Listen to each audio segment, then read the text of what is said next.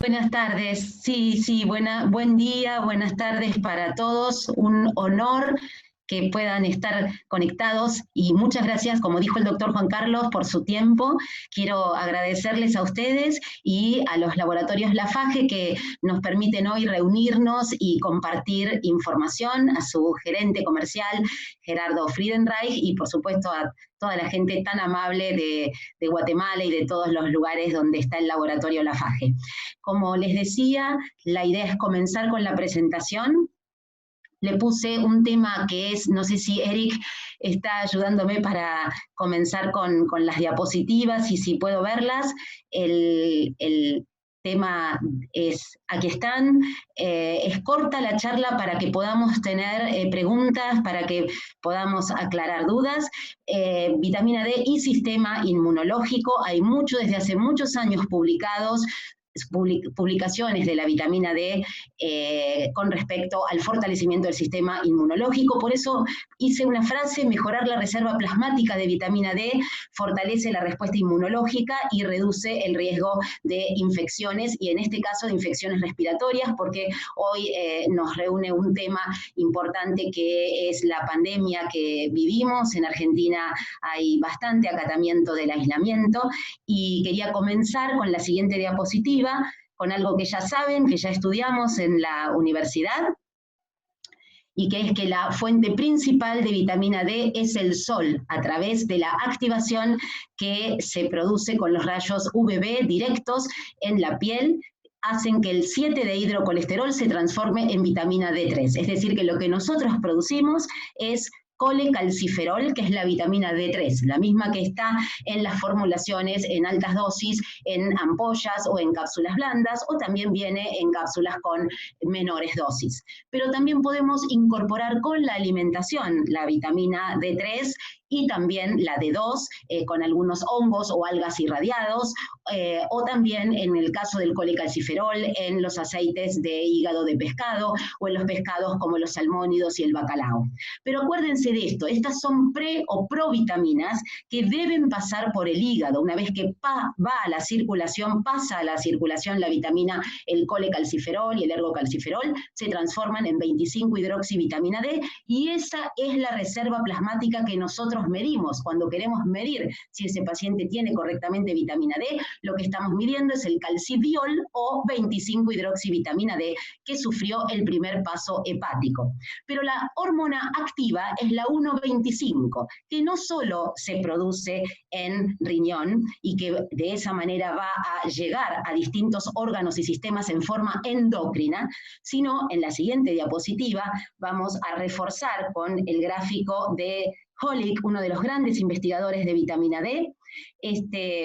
Investigador ya en el año 2004 publica que el sol es la fuente principal de vitamina D, pero en los distintos países hay jugos y leches fortificados, yogures, que tienen 80 unidades por yogur de vitamina D, por ejemplo.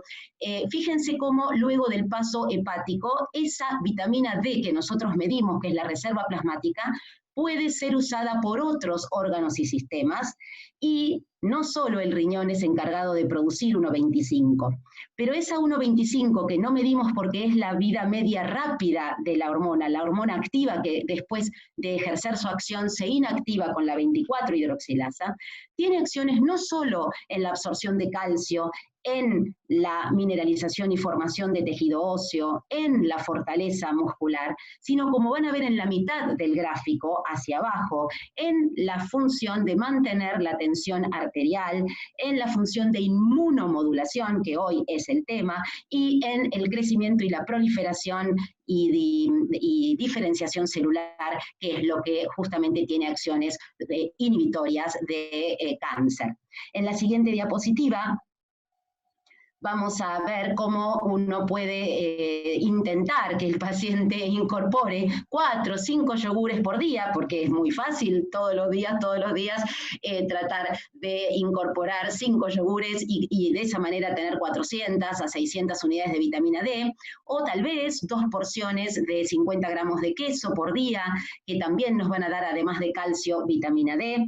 Pero en realidad, y esta es la siguiente diapositiva, lo que nosotros sabemos es que la única fuente verdadera verdadera y suficiente de vitamina D es el sol, y acá empieza a tener un problema en la dermatología. Los dermatólogos empiezan a quejarse que no tomemos tanto sol porque es radiación que uno acumula y riesgo de cáncer de piel. En la siguiente diapositiva, lo que queremos mostrarles es que entonces, ¿cómo doy vitamina D? ¿Puedo estar seguro en la indicación de la vitamina D? Por supuesto, si la persona está incorporando polivitamínicos durante un año seguido de 1000, 2000 unidades diarias de vitamina D, pueden hacer que ya tenga y mantenga, pero va a necesitar un año para lograr tener la reserva plasmática correcta, que son 30 nanogramos por mililitro. También va a depender de la raza blanca produce mucho más sol que la raza negra, produce mucho más vitamina D con el sol que la raza negra. Si estamos vestidos, en Arabia Saudita hay un estudio de mujeres posmenopáusicas, todas con deficiencia de vitamina D por la vestimenta. El uso de protección solar, ya solo con 8 de pantalla solar disminuimos la quinta parte de capacidad de producción de vitamina D. Pero miren qué eficiente que somos cuando nos ponemos a tomar sol al mediodía sin protección solar y generamos un MED, que es una dosis eritematosa mínima. Ya ahí los dermatólogos dicen, Paula, está rojo, es el primer paso de la quemadura solar. Entonces, fíjense que producimos 10.000 a 25.000 unidades de vitamina D con la exposición solar al mediodía, y eso es muy útil, pero aquí terminan los dermatólogos de desmayarse porque nos sugieren no hacer este acúmulo de daño y de ruptura de fibras elásticas de la piel que pueden llevar, además de arrugas, a algo más importante, que es el cáncer de piel. Aquí seguimos con la siguiente diapositiva. Quería mostrarles cómo el doctor Brito, gracias a un gráfico de la doctora Marcela Barberán, es un grupo chileno de la Universidad Católica Chilena. Ellos lo que juntaron son todos los trabajos bien realizados de medición de vitamina D. Y fíjense, Guatemala está marcado el estudio de Heaney, de Robert Heaney, otro gran investigador sobre calcio y vitamina D. En este estudio, las poblaciones medidas de vitamina D fueron poblaciones rurales mayas, o sea, gente que está expuesta al sol, pero que está vestida para protegerse, y la media fue 21 nanogramos por mililitro, es decir, estamos hablando de justamente insuficiencia, niveles de menores entre 20 a 30, menores de 30 nanogramos, es decir, de niveles insuficientes, como también en el sur de Brasil, en Argentina y en Chile. Y el mismo médico en la próxima diapositiva pone este gráfico, que es, fíjense cómo menos de 30 nanogramos por mililitro en la última columna, la más de la derecha. Hay distintos países que tienen sus publicaciones en adultos mayores de 60 años. Fíjense la edad promedio que está puesta por país, la segunda columna es la edad promedio, como la estrella es el estudio conducido por Brasil en individuos institucionalizados, más del 70% estaban con déficit o insuficiencia de vitamina D, y en otros países como Guatemala, fíjense la cantidad después de los 69 años de individuos, más del 90%, los estudios muestran que tienen la población insuficiencia de vitamina D, niveles que se encontraron menores a 30 nanogramos por mililitro, igual que en algunas poblaciones. Entonces, algunos estudios publicados en poblaciones de México, hay 2 estudios, por lo menos en uno, un 50% tenía niveles de insuficiencia. En la siguiente diapositiva, lo que podemos ver entonces es lo que nos aconseja la Sociedad de Endocrinología de Estados Unidos. Los niveles óptimos son más de 30 nanogramos por mililitro. El rango útil sería entre 30 a 50, aunque todavía no está dicho cuál es el rango útil para los otros órganos que forman su propia 1,25 vitamina D. Y tenemos la insuficiencia entre 21 a 29 nanogramos, y ya deficiencias menos de 20, siendo una deficiencia severa menos de 10 nanogramos, donde ahí hay osteomalacia, debilidad, fragilidad ósea, debilidad muscular y arritmias cardíacas. Los niveles tóxicos, ¿nos tenemos que preocupar? ¿Vamos a intoxicar fácilmente a un paciente con vitamina D? No, más de 150 nanogramos por mililitro son los niveles tóxicos. Y eso sería o implicaría dar más de 50.000 unidades por día durante al menos 3 meses para lograr que un paciente tenga niveles de toxicidad de vitamina D, que lo harían entonces aumentar la calciuria, luego la calcemia y tener calcificaciones en los tejidos blandos y nefrocalcinosis. Entonces podemos hablar de la vitamina D como un marcador del estado nutricional y que hay alta prevalencia de insuficiencia y de deficiencia. En la siguiente diapositiva, lo que queremos mostrarles son las acciones no clásicas. Y fíjense ya desde el año 2010 que está claro que tiene acciones en el sistema inmune. No solo en los estudios sobre infecciones, sino también sobre alergias y en la aparición de tumores. Todo eso tiene que ver con la inmunomodulación y el papel, el rol que tiene la vitamina D en el sistema inmune, en la regulación de las células de la inmunidad innata y de la inmunidad adaptativa. Sobre el sistema circulatorio, en la hipertensión arterial, a nivel de diabetes, favoreciendo la producción de insulina y su secreción en la célula beta del páncreas, y a nivel del sistema nervioso hay una relación directa causal con déficit de vitamina D y más casos de esclerosis múltiple. Hay estudios muy importantes en los centros neurológicos en este momento con altas dosis de vitamina D y desarrollo de esclerosis múltiple y respuesta de la enfermedad. Seguimos con la siguiente diapositiva para llegar a nuestro objetivo, que es este. Ya los dermatólogos también saben que deben dar vitamina D, a pesar de que no les aconsejan tomar sol, sí tener buenos niveles de vitamina D, porque esto está descrito en piel, donde la vitamina D tiene acción en la diferenciación y proliferación de los queratinocitos. Pero hay algo muy importante que quiero contarles, que es la inmunidad innata. La inmunidad innata, que es la que tenemos desde que nacemos, son la capacidad de que los macrófagos, los monocitos, se transformen en macrófagos. Esa diferenciación de monocito en macrófago lo produce la vitamina D. ¿Y qué hace el macrófago? Produce catelicidina y beta-defensina. Son dos las beta-defensinas, pero sobre todo la beta-defensina 2. Estas dos sustancias, catelicidina y beta-defensina, también las produce el sistema inmune general a nivel endocrino y en nuestro sistema inmunológico de células B y T, no solo de la piel. Estos son factores, son péptidos antimicrobianos, y estos péptidos antimicrobianos lo que hace es aumentar la permeabilidad de la cápside viral, del virus, del gram negativo, de la micobacteria, del gram positivo, y generar apoptosis y muerte del germen. Es una acción antimicrobiana. Más allá de que favorece la quimiotaxis y la fagocitosis, es además directamente un estimulador a través del receptor de la vitamina D, que va a generar un aumento de la producción de estos péptidos antimicrobianos. Por eso se ha relacionado el déficit de vitamina D con enfermedades autoinmunes que impactan en piel, como la psoriasis, el vitiligo, pero también en el factor antimicrobiano, en la inmunidad innata, tenemos la relación con el estafilococo y la mejoría de los pacientes con dermatitis atópica y de la dermatitis del pañal.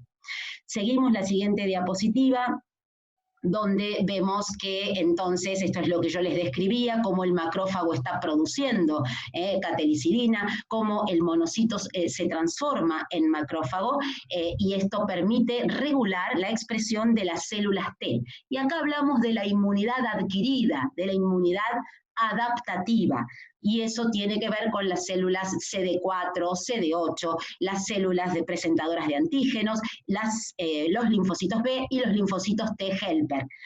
Seguimos en la siguiente diapositiva. Un poco contarles, antes de seguir con la inmunidad y qué pasa con las infecciones respiratorias, que han salido publicaciones sobre las personas que tomaban inhibidores del sistema renina-angiotensina-aldosterona como antihipertensivos.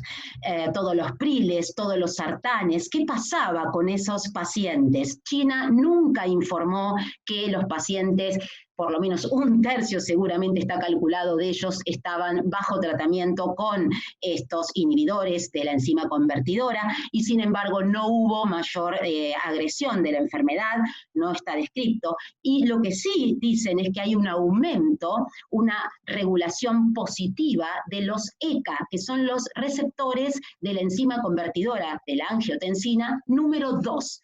Estos ECA2, que son estos receptores, destruyen a la angiotensina tipo 2. Es decir, esto es algo favorable para el pulmón. Es decir, que habría en realidad un concepto favorable de estos remedios hacia la regulación positiva de la aparición de estos receptores. ¿Por qué? ¿Cuál era la preocupación? Porque estos son los receptores que usan los COVID, todos los SARS, los MERS, los virus de la influenza, lo usan para entrar a la célula, para colonizar a la célula. Entonces dijeron, bueno, pero si hay más ECA2, vamos a tener más infecciones, va a haber más replicación viral, más entrada viral, y en realidad lo que está estudiado es que estos ECA2 destruyen a la angiotensina 2 y lo que es un beneficio para el pulmón. También tenemos que saber que la vitamina D actúa inhibiendo el gen de la renina con el gen directamente a nivel genómico. Saben que la vitamina D tiene acciones extragenómicas y genómicas porque su receptor está en el núcleo. Pasamos a la siguiente diapositiva. Lo que les quería contar es que los ratones que se le han sacado el receptor de la vitamina D son ratones hipertensos con un miocardio hipertrófico. Y en la parte inferior de la diapositiva vemos cómo no solo hay varias acciones que tienden a la vasodilatación y a la protección de la hipertensión arterial, pero dijimos que es un modulador negativo del sistema renina-angiotensina, acción directa sobre la disminución de la producción del gen de la renina, y hay también acciones con respecto al control de los genes de insulina y de adiponectina. Seguimos la siguiente diapositiva. Por lo tanto, la conclusión fue no suspender a los pacientes los priles. Aquí yo quería contarles que Hipócrates, en el 400 a.C., tiene una de sus máximas que dice: el que quiere desarrollar apropiadamente una investigación en medicina debe considerar la estación del año. Y en esta diapositiva, la de 2000, es de 2016, de una universidad del Valle de Hebrón de Barcelona, donde puntualiza los beneficios de la vitamina D en el sistema inmune. Fíjense cómo en la tabla 3, hacia la izquierda, dice que es un potente modulador del sistema inmune en su forma activa, que es la 1,25, que está implicada en la proliferación y diferenciación celular, o sea, del pasaje del monocito a macrófago, y que tiene acciones de receptores de vitamina D directos en células de todo el sistema inmune, no solo neutrófilos, monocitos, macrófagos, células presentadoras de antígenos, sino linfocitos T, y algunos piensan también que el linfocitos B.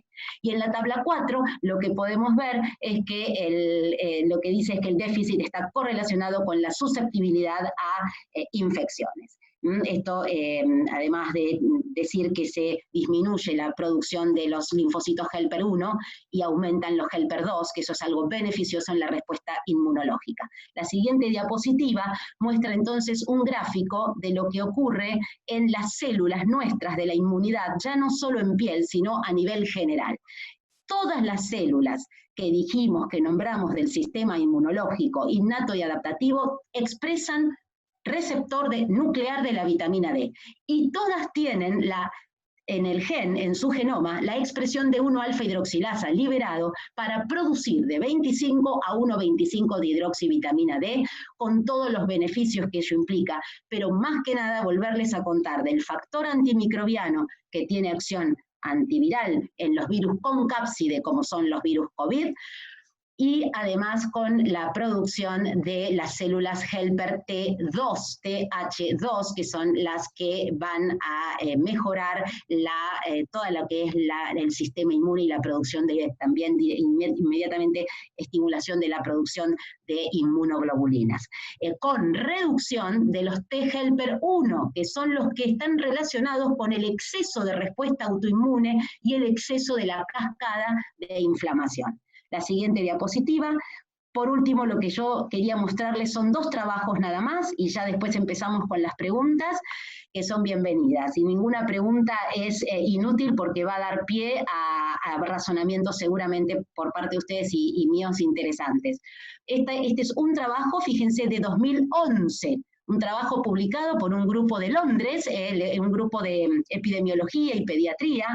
La doctora Iponen está como última, Elina Iponen tiene muchos trabajos de vitamina D y diabetes en niños, desarrollo de diabetes tipo 1 y el beneficio y el menor desarrollo de diabetes tipo 1 en aquellos cuyas mamás y los bebés estuvieron bien suplementados. Pero no me quiero detener en eso, sino estamos hablando de infecciones respiratorias. Dice, estado de la vitamina D tiene una relación directa con las infecciones pulmonares y la función pulmonar. Fíjense que la autora Diane Berry lo que hace es tomar, lo van a ver a la izquierda de la pantalla, todos los nacidos en 1958. O sea, gente que en 2004 fue encuestada y que tenía 45 años. Pero habían nacido en 1958.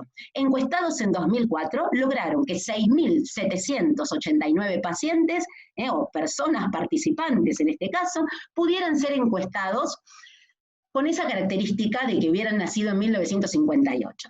Pero, ¿qué les preguntaban? El peso, el estilo de vida, tabaquismo, alcoholismo y ejercicio, y el nivel socioeconómico.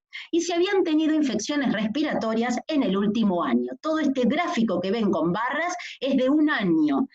A todos esos se les logró medir la vitamina D y se les hizo un examen funcional respiratorio. Fíjense las barras grises. Las barras grises son las infecciones respiratorias que obviamente ellos las tienen en los meses de su invierno. Que para la Argentina por lo menos es bien definido el invierno y el verano, y en esos meses que ellos tuvieron más infecciones, nosotros estamos en verano. Pero ellos en esos meses están en invierno, y fíjense lo baja, las barras negras son la vitamina D, que bajo tiene el grupo que tuvo más infecciones respiratorias en ese momento. Todas estas están ajustadas, por eso les comenté que todo esto se ajustó a las variables de peso, de estilo de vida y nivel socioeconómico para lograr justamente un análisis correcto. Pero en la parte derecha, la tabla 1 del gráfico, van a ver que la estrella muestra de la línea para abajo quiénes de esas personas de 45 años, o sea, gente joven, tenía bien la vitamina D. Tenía 30 nanogramos por mililitro o más. 75 nanomolar es lo mismo que 30 nanogramos. Hay que dividir el nanomol por 2.5. Entonces, solamente el 25% de la población, 6.789 personas de 45 años, digo jóvenes porque yo tengo más edad que esa, y entonces para mí son muy jóvenes, van a mostrar que tenían niveles, entonces solamente el 25% tenía niveles de suficiencia de vitamina D, y todo el resto tenía, y había un 7% de la población que tenía menos de 10 nanogramos por mililitro, ya niveles peligrosos no solo para el hueso y para el músculo, sino para arritmias y gran sensación de debilidad. En la siguiente diapositiva, entonces, vemos cómo ellos distribuyeron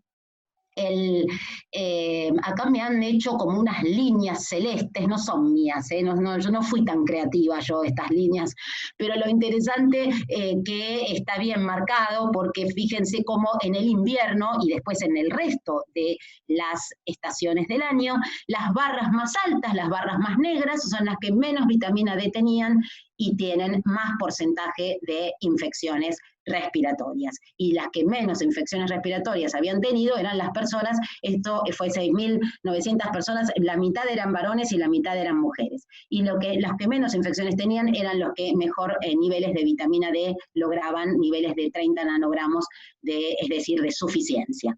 Y por último, en el siguiente trabajo, ahora un trabajo de 2020, para mostrarles que ya lleva mucho tiempo este estudio del favorecimiento, de la mejoría de la inmunidad por parte de la vitamina D.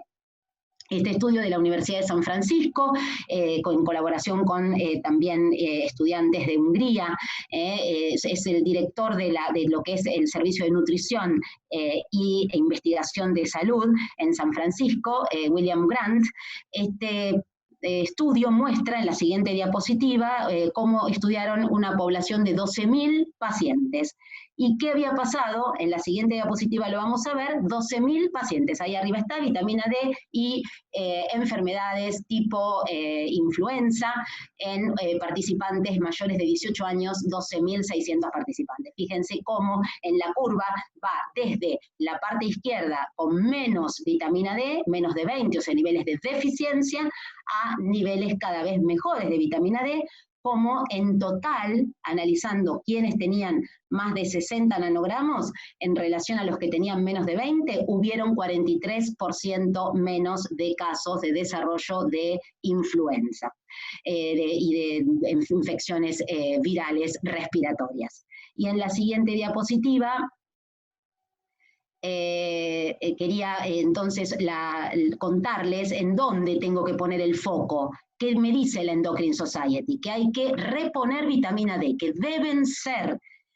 indicadas dosis de vitamina D según la edad, desde el nacimiento, en el embarazo, en la lactancia, y no olvidar, que es el siguiente párrafo, a los con índice de masa corporal mayor a 30, que deben recibir dosis mayores, porque la vitamina D se acumula en el tejido celular subcutáneo y es atrapada, y entonces el individuo con mayor a 30 de índice de masa corporal debe tener un mayor aporte de vitamina D. ¿Cuál es el foco que tengo que poner? ¿Cuánto tiene de déficit? Ese es el foco, y entonces lograr que llegue a los 30 nanogramos lo antes posible. La siguiente diapositiva. En la siguiente diapositiva, entonces, mostramos nada más que son dos diapositivas y terminamos, les prometo, donde el doctor Heaney, que es, decíamos, uno de los investigadores sobre calcio y vitamina D, tomó a personas normales. Fíjense cómo en la parte más izquierda del gráfico había 20 personas de 70 años, 10 personas de 40 años y otros 10 controles de 70 años. Todos en la última columna a la izquierda van a ver que tenían vitamina D de 25, 27, 32, tenían vitamina D bastante normal. ¿Qué pasa si yo, teniendo normal la vitamina D, tomo 100.000 unidades? Me voy a intoxicar, y en la siguiente diapositiva muestra qué es lo que ocurre.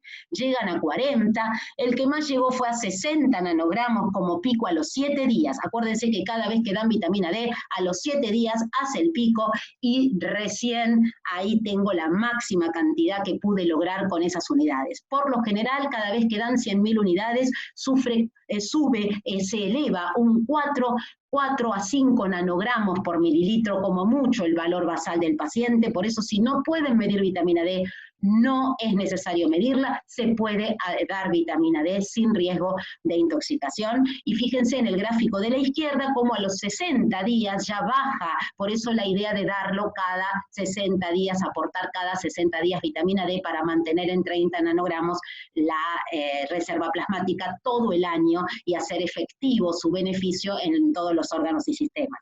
Y la última diapositiva, bueno, ellos no detectaron hipercalcemia en ningún momento. ¿Cuáles serían las dosis de carga? Va a depender. Ahora vamos a hablar qué está pasando en las unidades de terapia intensiva, pero ustedes pueden dar cada 15 días o una vez por mes, mínimo 3 dosis, y luego seguir cada 60 días, como decíamos. Acordarse que en algunos individuos, tal vez con sobrepeso, sea mejor aporte diario, o en los que tienen hipercalciuria y formaron cálculos renales por hipercalciuria, o sea, con hipercalciuria, las dosis debieran ser de aporte diario a partir de lograr los 30 nanogramos por mililitro, para no forzar la salida de calcio por orina en esos pacientes. Acuérdense que no debo dar vitamina D en las granulomatosis productoras de 1,25, que son raras, como la sarcoidosis o como las intoxicaciones con las prótesis de metacrilato, y en algunos linfomas productores de 1,25, que eso lo dirá, por supuesto, el hematólogo. Y finalmente, quería en la próxima diapositiva agradecerles mucho su atención. Estoy muy contenta de haber podido llegar a ustedes y desearles que lo mejor para sus familias y que pase este momento que tenemos de tanta tensión en el mundo. Muchas gracias, doctora Rey. Muy clara su charla y su intervención, y vamos a pasar entonces, como les habíamos indicado a un inicio, a la ronda de preguntas. Lamentablemente, por tiempo, como les indicamos a un inicio, no es posible el poder tener tiempo para poderlas realizar todas, pero vamos a tratar de darle el mayor espacio posible a la mayoría de ellas. Así que iniciamos con la primera pregunta. No sé si se me escucha. Sí, perfecto. Lo escuchamos. Yo soy María Brenes, pero todavía no me he hecho la operación. Fue que ella es la que tiene el usuario del Zoom. La vitamina D tiene una característica importante, y es el efecto sobre el receptor de la angiotensina, que realmente es regulador de la angiotensina que no nos gusta, la que causa hipertensión y fibrosis y activación del sistema inmunológico. Eso puede explicar su factor como inmunomodulador. Sí, doctor María Brenes, un gusto que me haga la pregunta, pero tal vez no fui clara. La vitamina D directamente a través de su receptor nuclear disminuye la producción de renina. Tiene una acción vasodilatadora. Es una acción de modulación negativa sobre el sistema renina-angiotensina-aldosterona. Al revés, o sea, es algo bueno lo que hace. Es correcto. Antihipertensivo. Y el problema con los priles y con los sartanes era temer que entonces hubiera una regulación activa de los otros receptores ECA, que son los ECA2, pero al revés esto podría ser beneficioso porque al destruir la angiotensina en pulmón es una acción benéfica con disminución de la cascada, producción de citoquinas, menos citoquinas y de menor producción de cascada inflamatoria. Sí, la pregunta iba a ser más relacionada con la duda que a veces se nos genera, sobre todo en el comportamiento farmacológico de una molécula, que eso siempre es un dolor de cabeza. La vitamina D es una droga o una hormona de efecto esteroidal, y tiene una vida media en sangre, ya sea por unión a su receptor y el efecto que hace a nivel del núcleo. No necesariamente esa unión va a generarnos los 3 meses que podríamos usarla. Entonces, ¿cuál es el factor que realmente funciona o se da en esta forma de administración? Si es solo depender del efecto de la unión con el receptor, o si no, del efecto donde el tiempo en el que se recupera la función celular que se inhibió a través de la vitamina D. Sí, doctor, sí, doctora, realmente es muy importante lo que usted dice, es verdad. Cada 60 días, en algunos pacientes, les puedo asegurar, pacientes míos, tengo pacientes mayores de 70 años, todos con osteoporosis, soy médica a la que se le deriva, pacientes con fracturas, y entonces estas personas necesitan mensual, por lo que dijo el doctor, muchas personas están tan guardadas, tan poco expuestas al aire libre, que una dosis mensual nunca las lleva, después de un año les vuelvo a medir vitamina D y les aseguro que tienen 33, 40, 39 nanogramos por mililitro, habiendo recibido dosis mensuales, 12 dosis durante un año. Se les recomienda seguir mensualmente a esos pacientes y como dice el doctor, lo que ocurre es o la doctora, perdón, es un polimorfismo del gen, hay alteraciones en la hidroxilación y hay gente que hidroxila antes y otra después y por eso algunos cada 60 días va a ser suficiente y otros van a poder después de 2 años cada 60 días pasar a cada 90 días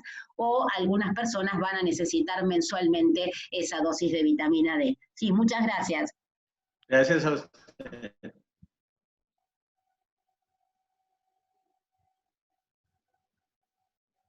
Me aparece aquí también una intervención del doctor Carlos Santana. Sí, buenos días. Sí, buen día. Buenos días. Carlos Santana de Nicaragua. Carlos Santana de Nicaragua. Doctora, felicitarla por su excelente exposición. ¿Me escucha muy bien, doctora? Sí, lo escucho. Muchas gracias, doctor Carlos. Muchas gracias. Ok, doctora. Mi pregunta es la siguiente. Mi panel de pacientes, pues son pacientes mayores, hipertensos, diabéticos, que tienen muchas comorbilidades, ¿verdad? En estos pacientes uno tiene que ser cuidadoso con el manejo de la vitamina D y de otros medicamentos por precisamente sus comorbilidades. Mi pregunta es la siguiente. ¿Qué dosis usted considera o recomienda que debemos utilizar en estos pacientes para ayudarles? Sí, excelente, doctor. La pregunta, usted sabe que los pacientes con hipertensos, con hipertensión y con diabetes se ven beneficiados por la vitamina D. Podemos hablar de algunos trabajos nuevos que se publicaron, donde incluso en el New England Journal of Medicine dicen que los que tienen menos vitamina D, más se benefician para evitar pasar de intolerancia a la glucosa a diabetes. Pero bueno, su pregunta era concreta, era pacientes con hipertensión y diabetes deben recibir una dosis por mes de 100.000 unidades durante 3 meses y luego cada 60 días, mínimo por 2 años. Luego es probable que cada 90 días sea eficiente y mantengan 30 nanogramos, pero cada 60 días nunca los pacientes están intoxicados o se van a intoxicar o van a llegar a una intoxicación posible con vitamina D. De ninguna manera. Puede darlo tranquilo, 100.000 unidades mensuales, 3 dosis, una por mes y luego cada 60 días siempre. Puede ser bebible para que ellos no se sientan que toman tanta medicación, pobres que son polimedicados, o cápsulas que también tienen una buena llegada de la cantidad de 100.000 unidades. Okay. Muchas gracias. Gracias, doctor. Un honor que me haya hecho una pregunta. Mucha suerte con toda su gente de Nicaragua. Gracias, gracias, gracias. Igual para ustedes. Gracias, tenemos también la pregunta del doctor Oliver Valiente.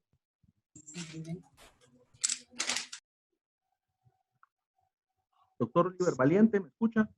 Sí, lo escucho, doctor, yo lo escucho. Ah, no, dice que está cerrado su micrófono aquí, Oliver Valiente. Buenos días para todos. Aquí estamos. Buenos días. Para pacientes geriátricos, ¿qué dosis son las máximas y las mínimas cuando ellos tienen alguna alteración hepatorrenal? Gracias. La vitamina D no es hepatotóxica ni es nefrotóxica. Para nada, pero sí en el insuficiente renal crónico con menos de 30 nanogramos por mililitro, en el insuficiente renal crónico con menos de 30 nanogramos por mililitro hay que dar mejor dosis de aporte diario con calcio, vigilar la calcemia. Son pacientes, también los pacientes trasplantados, pero no, la vitamina D no es ni hepatotóxica ni nefrotóxica. Así que no, lo único que va a dar es hipercalciuria e hipercalcemia cuando tengo más de 150 nanogramos o incluso algunos autores proponen niveles de intoxicación mayores todavía, que voy a tener intoxicación con 200, 250 nanogramos en niveles plasmáticos. Les quería contar una anécdota, gracias doctor Oliver, porque es una linda pregunta, pero usted me preguntó algo más, perdón, que es cómo darles la vitamina D. Se puede dar cada 15 días, y 2 dosis mínimo, una cada 15 días, por ejemplo, principio de mes, mitad de mes, y después de nuevo a principio de mes, o sea, serían 3 dosis que se dan la primera, luego a los 15 días, luego a los 15 días, y ya después una por mes, 3 dosis, no hay ningún problema, y luego seguir cada 60 días según las curvas de absorción, que como comentaba antes, la primera doctora exactamente a veces es difícil encontrar la dosis porque las hidroxilaciones son diferentes, hay polimorfismos de esos genes y nos hacen absorber diferente y mantener en los niveles plasmáticos en forma distinta de la 25-hidroxi que aportamos, que producimos. En realidad lo que aportamos es colecalciferol, lo mismo que producimos con la piel. Doctora Rey, le comento que también por medio del chat, ¿sí?, también tenemos mucha interacción y muchas preguntas. Quiero compartirle algunas de las preguntas por medio del chat para poder ser un poquito equitativo, tanto con las personas que están enviándonos reacciones como las que están utilizando el chat. Dice la doctora Salamanca del Salvador: felicitaciones, doctora, por la excelente conferencia. Por el momento no contamos con la valoración de vitamina D3 debido a la situación actual. ¿Podemos iniciar la dosis de 100,000 unidades a partir de los 12 años? Sí, doctora, puede hacerlo. Acá en la Argentina muchos médicos a los cuales yo les he dado las charlas sobre vitamina D han empezado con sus hijos el aporte. En realidad los chicos que hacen mucho deporte, mucha vida al aire libre, 3 veces por semana, que van al aire libre, a campeonatos, a juegos de hockey, a juegos de fútbol, esos chicos pueden tener bien su vitamina D y no necesitar reposición. Pero ahí la doctora tiene razón, la Endocrine Society está mostrando que las distintas edades a partir de hasta los 18 años son 1.000 unidades diarias, y a partir de los 18 años incluso puede pasar a 1.000 a 2.000 unidades. Yo les dejé el gráfico para que lo vieran. Recomiendan la sustitución de vitamina D, y la duda de la doctora es si puedo dar una alta dosis. No hay ningún problema, puede darla en el niño la alta dosis.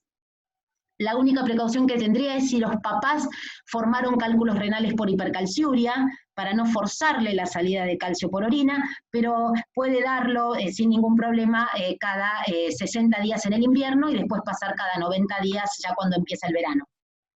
Ok, perfecto, doctora. Hay otra pregunta desde Nicaragua, no nos indica su nombre, pero dice: la dosis ideal para estimular el sistema inmunológico en personas de la tercera edad, tiempo en que inicia a actuar y la máxima respuesta. Gracias, doctora. Sí, excelente. En realidad el tiempo son 7 días para alcanzar el pico. El tema que charlábamos con reumatólogos en la reunión de la Asociación de Reumatología de Buenos Aires el año pasado, me invitaron a dar una charla sobre tratamiento de la osteoporosis, y los reumatólogos, que tienen muy importante el papel de la vitamina D, por lo mismo que decíamos en su acción inmunomoduladora y en la respuesta autoinmune, muy importante. También recién vi una pregunta de vitiligo y de psoriasis, muy importante tener bien la vitamina D para que el sistema inmune colabore y los remedios, los tratamientos sean más efectivos en las enfermedades autoinmunes. Y este reumatólogo me decía: pero a veces, Paula, vienen con 12, 13 nanogramos, le doy 100.000 unidades y le quiero medir al mes, porque en Argentina algunas prepagas antes lo permitían, ahora es muy caro y lo hacemos anualmente, o cada 2 años. Pero este médico me decía que tenía 12 el paciente, y después de 100.000 unidades al mes lograba tener 14, 18 según el paciente. Realmente lo que yo les decía, cuenten que solo 4 a 5 nanogramos es lo que aumenta, hace el pico a los 7 días, y no necesito medir vitamina D, no necesito medir la vitamina D. La vitamina D, ya partimos de base, sobre todo en pacientes añosos, aún en mujeres jóvenes con artritis reumatoidea y lupus está publicado que debemos aportar vitamina D, y se puede dar con este esquema que decíamos de una vez por mes, mínimo 3 dosis y luego cada 60 días. Si la persona hace mucho tiempo que no toma sol, está muy encerrada o está casi institucionalizada, cada 15 días se pueden dar 2, 3 dosis y después seguirla una vez por mes. no hay ningún problema, tengo esa experiencia, tengo esos pacientes. Y les quería contar la anécdota que se los contaba ayer a el grupo de la FAGE de mi nena, que decidió tomar sol en contra de todos los dermatólogos y de mis propias recomendaciones, sin protección solar, a la 1 de la tarde, de 1 a 2, 3 de la tarde, todos los días del verano. En enero estuvimos en una casa para tomar sol, casi más de 40 días tomando sol al mediodía todos los días, un bronceado espectacular, y por un tema que quería saber cómo estaba con respecto a los glóbulos rojos, le hice un análisis y de paso le medí vitamina D, y tenía 33, con un bronceado caribe precioso, como tienen ustedes ese sol tan hermoso que tienen. Bueno, no es fácil tampoco tomando sol. Y la experiencia de mi esposo, que también jugando al tenis, 1 hora y media, 2 horas al aire libre a la 1 de la tarde, cosa de tener el ácido láctico y todo terriblemente mal, tenía 65. Entonces, como los golfistas, los tenistas, sí pueden, fíjense la vida al aire libre, cómo puede realmente mejorar la vitamina D, pero esto en silencio no se lo contemos a los dermatólogos, por favor. Gracias, doctora, por compartirnos su experiencia. Alguien que se identifica con el nombre Marvin pregunta, doctora, en el caso de los pacientes ingresados por coronavirus no hipertensos que estén en shock séptico, ¿recomienda el uso de vitamina D? Sí, porque hay trabajos publicados donde rápidamente empieza a actuar la 1,25. Incluso hay trabajos con la 1,25, el calcitriol, como se le da a los renales crónicos en diálisis, como se les da endovenoso. Hay estudios de aporte de 1,25 directamente o de vitamina D, donde tiene acción directa sobre los macrófagos. Acuérdense que los macrófagos producen catelicidina y beta-defensina 2, que son productos antimicrobianos, son péptidos que permiten la muerte de la bacteria y de los virus con cápside, que son todos los grupos CoV, o sea, SARS, MERS y COVID. Ok. Hay muchas preguntas, doctoras, relacionadas también con el uso de la vitamina D en altas dosis en dermatología, ¿sí? Pero hay una en especial que dice, ¿a qué edad podemos iniciar el uso de la vitamina D en niños con vitiligo y por cuánto tiempo lo podemos usar? La vitamina D en realidad debiera ser un aporte constante para todos. Perdón que diga esto porque parece como que uno quisiera que todos entonces tomemos vitamina D, pero si nos vamos a medir vitamina D, si ustedes hacen la prueba con ustedes mismos o con alguno de sus familiares, van a ver que la mayoría tienen insuficiencia, entre 20 y 30. Y las acciones inmunológicas están sugeridas con valores de más de 30. La acción de estimulación de la inmunidad innata y de inmunomodulación de la inmunidad adquirida, para potenciar los linfocitos T helper 2 en contra de los 1, para evitar la cascada inflamatoria. Todo eso debe ser tenido en cuenta y hay que aportar a todos vitamina D, a todos aquellos que no hagan una vida al aire libre de mínimo 3 veces por semana, 2 horas a la intemperie, ¿no? Okay, perfecto, doctora. En pacientes oncológicos y tomando en crisis la pandemia que estamos viviendo, ¿cuál sería la dosis recomendada? El esquema de dosis, partan que es fácil, nunca se van a equivocar. Son pacientes, si son pacientes, fíjense la población de 45 años de Londres. Está bien, Londres es una ciudad muy, digamos, oscura, pero tenían 45 años y de solo 25% tenía 30 nanogramos por mililitro más de vitamina D. Entonces, partan de la base que a partir de los 40, 50, 60 años es necesario tener bien la vitamina D, y si no lo voy a hacer con vida al aire libre muy frecuente, entonces está bueno tomar en forma estacional, con el inicio de cada estación, dosis de 100.000 unidades, o si hay patología oncológica, dermatológica, hipertensión, diabetes, hacerlo mínimo cada 60 días en forma constante, continua. Nunca va a ser un exceso, se consume la vitamina D. Ok, perfecto. Rodrigo Zumbado nos pregunta, vitamina D y alto rendimiento deportivo, su efecto en el músculo. La medición de la vitamina D es parte de los análisis en alto rendimiento y de deporte que no termino de entender qué dice aquí, pero me imagino que es deporte de alto rendimiento. Sí, esa es una muy linda pregunta porque da para hablar qué hace la vitamina D en el músculo. Hay muchísimas publicaciones en osteoporosis y caídas porque disminuye el número de caídas, tener bien la vitamina D y aumenta la fuerza muscular.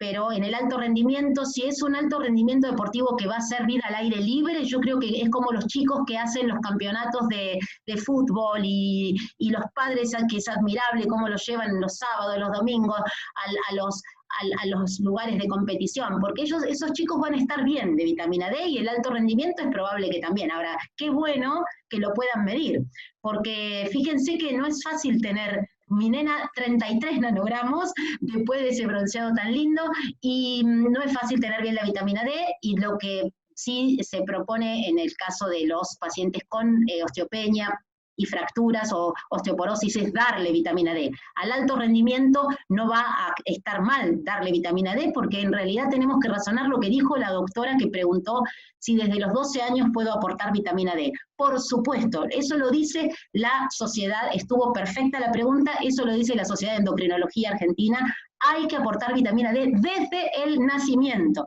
Y ahí tenían las dosis, 400 a 1000 unidades hasta el primer año de vida, 600 a 1000 unidades hasta los 10 años aproximadamente, y después 2000 unidades diarias embarazadas, durante la lactancia. Es un marcador nutricional, es como decir, necesito hierro, necesito cobre, necesito zinc, necesito vitamina A, y también la D con estas acciones que nombramos. Perfecto. ¿Sabe usted, doctora? Hay casi 7 preguntas relacionadas al uso de la vitamina D en altas dosis en embarazo o gestación. Creo que por ahí tal vez algún mensaje para estos doctores que tienen. Sí, esa es una muy linda pregunta. Hay mucho publicado en los últimos años, sobre todo en fertilización. En fertilización asistida hay muy lindos trabajos donde hay menos abortos en aquellas mamás que iniciaron el proceso de fertilización asistida con buenos niveles de vitamina D. Hay también durante el embarazo, las mamás, hay uno muy lindo, un Cochrane, un estudio general de todo lo publicado, estudios bien conducidos que se tomaron en cuenta en 2016. Una doctora brasileña que lo publica, ella hizo 2 ya Cochrane sobre embarazo y vitamina D y muestra que hay menos preeclampsia, menos partos prematuros y menos bajo peso al nacer. Y hay mejor talla y mejor perímetro cefálico en el recién nacido. Qué pena, no me acuerdo el nombre de la doctora, pero realmente un gran esfuerzo que ella hizo, ya van 2 veces a hacer un Cochrane, es muy, muy, muy duro, muy largo, y ella tomó todos los estudios publicados bien conducidos y estadísticamente útiles, válidos, sobre vitamina D y embarazo y recién nacidos, y muestra un beneficio claro. Y se le puede dar a la mujer embarazada o antes del embarazo, que llegue antes del embarazo. La idea es que llegue, porque miren qué fino que es el estudio. Hay estudios que dicen que hay más eclampsia en las mujeres que recién llegaron en el segundo trimestre o tercer trimestre a tener bien la vitamina D, pero que si tenían bien la vitamina D desde el inicio del embarazo, había menos preeclampsia todavía, menos desarrollo de preeclampsia. Y esto tiene que ver con la vitamina D y lo que decía la doctora Brenes de la hipertensión, ¿no? Como la vasodilatación favorable y el menor desarrollo de hipertensión arterial. Ok, perfecto, doctora. Y por último, porque sabemos que tiene su tiempo ya limitado. No, para mí es un placer. Yo me quedé, agradecemos mucho, de verdad, doctora Rey. No me cuesta hablar, no me cuesta hablar. Excelente, excelente. Hay una pregunta muy puntual que dice, ¿sirven coronavirus en COVID-19? Sí, claro que sí, porque es un virus con cápsides, como todos los virus SARS del síndrome respiratorio agudo, del distrés respiratorio agudo, como el MERS. Todos esos virus tienen cápside, y las cápsides justamente tienen una posibilidad de que el macrófago las inhiba, tenga una acción antiviral, antimicrobiana, pero antiviral, por la producción de catericidina y también del estímulo de la quimiotaxis y de la fagocitosis del germen. O sea que además entra la catericidina, al entrar en la célula aumenta la permeabilidad y esa célula infectada muere. Es una forma de citotoxicidad que se genera directamente regulada en forma positiva por el gen de receptor de la vitamina D y la 1,25 vitamina D. O sea, eso lo produce la 1,25 en el macrófago. directamente. Por eso todas esas células de la inmunidad, que perdón, no sé si fui clara, tienen su propia 1,25, tienen su propia activación, la 1-alfa hidroxilasa y el gen receptor de la vitamina D, que es nuclear, que es un gen nuclear, es un receptor nuclear. Excelente, perfecto, doctora. Y quiero terminar diciéndole que tenemos muchísimos comentarios felicitándola por la charla, que una exposición muy clara. La felicitan también por la manera en la cual la da, ¿verdad? Con un estado de ánimo muy positivo. Muchas gracias. Y motiva y contagia mucho positivismo, doctora. Así que muy buenos comentarios de parte de toda la audiencia hacia usted específicamente sobre la charla.